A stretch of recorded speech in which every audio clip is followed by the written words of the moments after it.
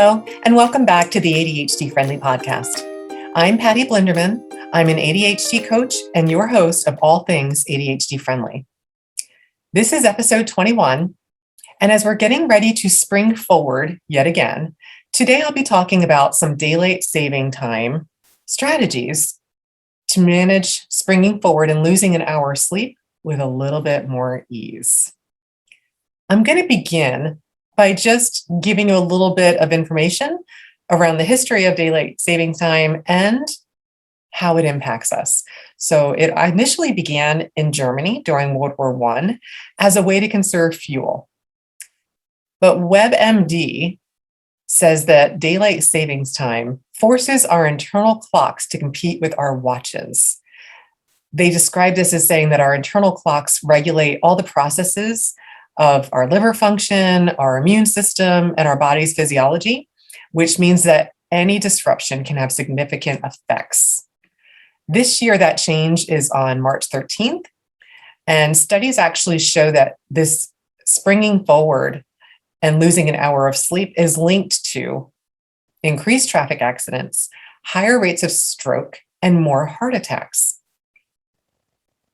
So I wanted to share some ADHD-friendly strategies in case something might be a little sparkly for you to explore experimenting with to see if you can support yourself to transition with that springing forward and losing an hour of sleep with a little bit more ease.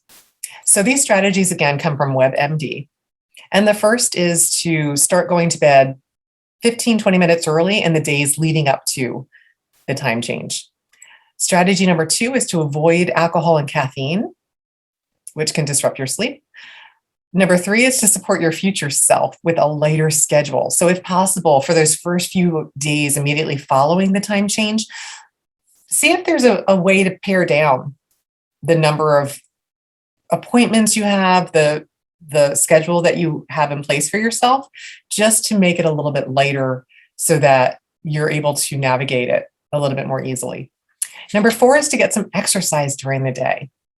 Just getting a little bit of exercise time in supports sleep at night.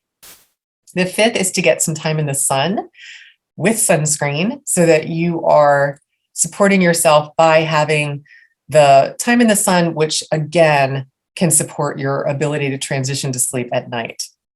Number 6 is to avoid heavy meals within a couple of hours of bedtime. So just noticing if you can back up your last meal of the day to make it easier to fall asleep at night, so you're not trying to go to sleep with a heavy meal. And then avoid too much screen time before bed is number 7. So just being mindful, screen time is anything with a screen. So it can be a computer, phone, TV. Just considering if that might be a place to target.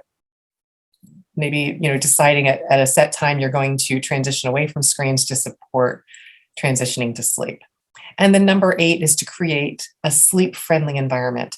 And that really is very individual, what that might mean for you. It could be if there's clutter around where you sleep, and that would interrupt your plan to get a good night's sleep. Maybe building in a little bit of time just to tidy up for a few minutes, if that would create a more sleep-friendly environment.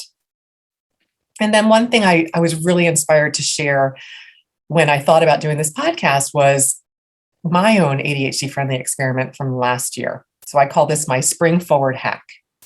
And I have always hated daylight savings time. It just impacts me at least a week after the spring forward. I don't mind the fall back as much, but I would give up the fall back to not have to spring forward again. That losing an hour really does impact me in a way that I notice up to a full week after the time change. So I end up dreading it for a week or two leading up to the change every spring. What happened in 2021 last year was, since we were in the middle of a pandemic, I didn't have any appointments tying me to time after I finished up with work that Friday before the time change, Saturday night going into Sunday morning. So I had nothing anchoring me to the time for the rest of the weekend. So to make it easier to tolerate that loss of an hour's sleep, I decided to treat time like it had already happened, like the change had already taken place on Friday.